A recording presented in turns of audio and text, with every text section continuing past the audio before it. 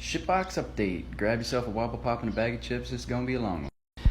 The garage is all nice and organized. Now that I am no longer gainfully employed at Firestone, I can focus on getting this garbage all squared away. The start of which is all these goodies that are going into that high pinion Dana 30 out of a Jeep Cherokee. Got a little Eaton Detroit 373 gears to match the Dana 44A that I've got in the back. This is an obnoxiously expensive, but I got it for a really good deal, Yukon free spin kit because, well, I was bored and had the money at the time.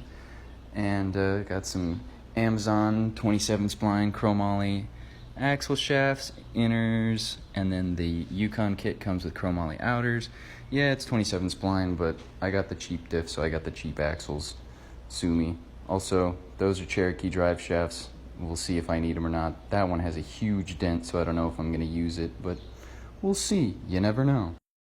But before we get any of that party started, we're going to turn our attention to this absolutely minty fresh 231J, and we'll figure this out later.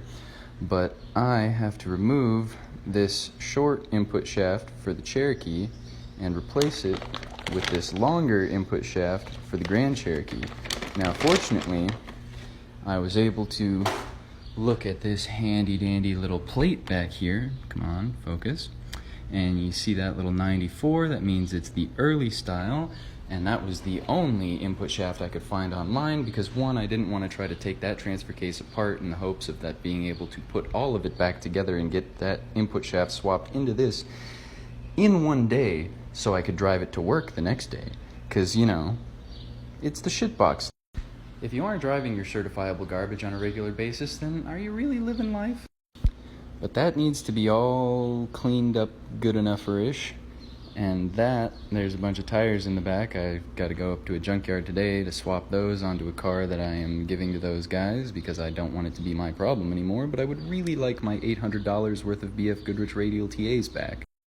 And yes, don't worry, they are well aware I left with the oil bay cart. I traded them one of my small little red toolboxes for one of their small little red toolboxes because that one looked cooler.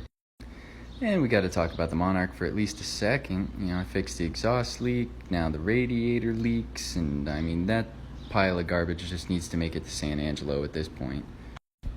Then my happy ass is off to Arizona.